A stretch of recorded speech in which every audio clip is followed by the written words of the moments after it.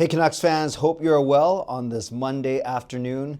We have a fair bit of news to cover today as Patrik Allvin met with the media and we learned more about what happened over the weekend with the supposed JT Miller trade. So let's start with Patrik Allvin. He met with the media and some would say the timing was completely because of all the speculation around JT Miller. Others were saying, no, this is his typical mid-season press availability. Regardless, it was well attended, it was well watched, and he didn't really say too much, to be honest with you. And understandably, he didn't get into any specifics about a JT Miller deal that was supposedly on the table with the Rangers. More on that later. So he didn't really talk about that. He didn't talk specifically about individual players' performances, or he didn't even shed too much light on future contracts for guys like Brock Boeser. So all in all, there wasn't really, we didn't learn a lot from this press availability, and it was more, I think, a chance for Patrik Allvin to get in front of the media, to get in front of any stories he needed to, although he didn't really clarify much. He said what we expected him to say. He said that the team was decimated by injuries and adversity throughout the first half of the season. He expressed how proud he was of the players that they made it through. He's not happy that they're not in a playoff spot as of today, but he did say given all the circumstances, JT Miller's leave, injuries to core players including Demko to start the season, and then Hughes, Petey, Boeser, Hronek, Joshua all being out for certain portions of the season. He said he was good though. He wasn't making excuses, but at the same time, I think he was trying to be as realistic as possible, saying given all of the adversity, all of everything that's happened to the team, that the fact that they are basically knocking on the door of a playoff spot, I don't want to say he's settled for that or he's satisfied with that, but I think he's just trying to, it was weird, right? He was trying to thread that needle between not making excuses, but acknowledging that the team should and will be better. So that's the hope, is he wants the team to play better in the second half, and that will come with health, hopefully. He wants the team to continue to create more chances offensively, as tough as it is to do in this league. And he really wants the team to continue to have a good defensive identity. He talked about how proud he was the way the Canucks played against the two Canadian powerhouse teams, Edmonton, well, two of the three, Edmonton and Toronto over the past two Saturdays on Hockey Night in Canada. And he kept pointing out holding Draisaitl and McDavid and the entire Edmonton Oilers team to only 15 shots. And he was answering that when he was pressed by Thomas Drance and Jeff Patterson more about the way that the team plays. Is it entertaining the way they play? Or should we be concerned with their home record and really entertaining home fans? To which Allvin said, I think fans would rather watch a winning team as opposed to an exciting team that loses all the time. Those are my words. But I've always had that debate, that conundrum in my head, and I ask fellow hockey fans, would you rather watch a team that is boring but wins versus a team that is exciting but loses?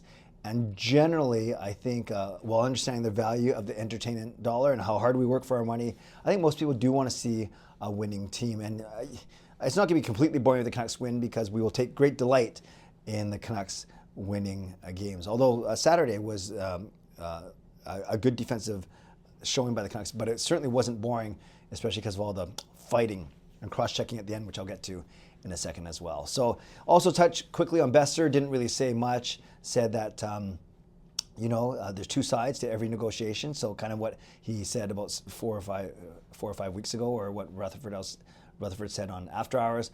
Also, they talked a little bit about is there any urgency to make moves now? And really, that's what they started with, is, of course, they wanted to pepper Patrik Allvin with the questions about JT Miller. And he, to his credit, he didn't give up anything. He just said he's always looking to improve the team, that he's not going to talk about specific player situations. So read into that what you will, but Allvin did not offer anything more to the JT Miller situation, other than saying that he's proud of the way that Miller and Petey, and he did, that was the one time where he did single guys out. He said that he's proud of the way that Miller and Petey have played, despite everything that's been out there in the media. So that was a quick summary about what Patrik Allvin had to say. And again, good that he was in front of people, but he didn't really say anything that was completely earth-shattering. We are still waiting for news on suspensions to Tyler Myers and Connor McDavid. Maybe we'll hear that later today, so I'll see if I can do a video about that later, or maybe just talk about it on my live stream tonight. And earlier today, Rick Dhaliwal talked a bit about what happened over the weekend with regards to JT Miller. Elliotte Friedman in his 32 Thoughts podcast also talked about what he thought happened with JT Miller. And basically, both of them kind of aligned on the fact that after Thursday night's loss against LA, that home loss, they worked very hard on a Miller trade on Friday. It sounds like the foundations of a deal with the Rangers were in place for Saturday. And then in reading between the lines, that trade was pulled. I don't know from the Rangers or the Canucks side.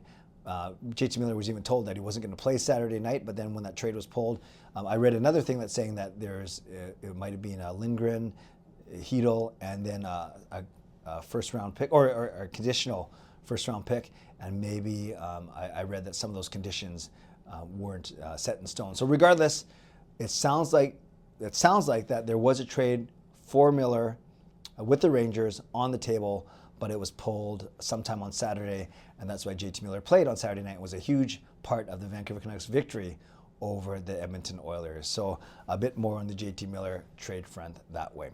The Canucks practiced today. JT Miller was at practice. He was centering his line. Basically, it was the same lineup, mostly the same lineup as the team that beat the Oilers on Saturday. So it was Miller playing with Garland and Suter, then Pettersson with DeBrusk and Besser, and then your third line of Heinen and Sherwood flanking Teddy Bluger, and then your fourth line of Sasson, Höglander, and Phil DiGiuseppe. Same 12 forwards.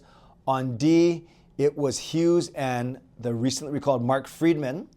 Then it was Soucy and Hronek as Forbort and Desharnais. And Myers was skating as a seventh defenseman. Basically, clear to see that they don't expect to have Myers in their lineup tomorrow night when the Canucks host the Buffalo Sabres. So again, it's Hughes and Friedman, Soucy and Hronek, and Forbort Desharnais. Forbort Desharnais, they played okay together, so I guess you could go Hughes, Hronek, Soucy, Friedman, as opposed to Hughes, Friedman, Soucy, Hronek.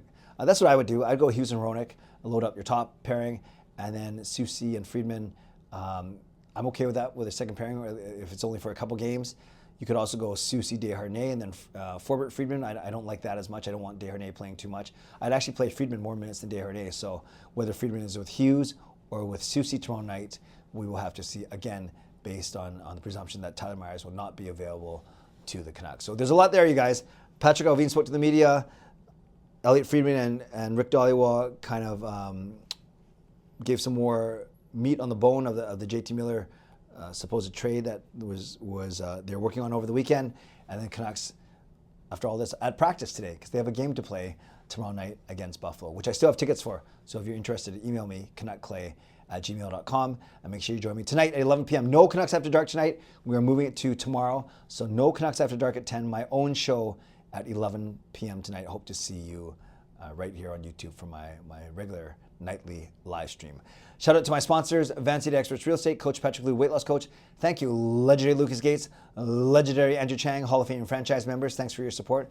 And thanks to all of you for watching, liking, and subscribing. On your way out, make sure you like the video, subscribe, and you can leave a donation, support me on this channel. But most importantly, leave a comment. How are you feeling about this team right now? Do you think JT Miller is going to get traded or not? Would you want to see him moved or not?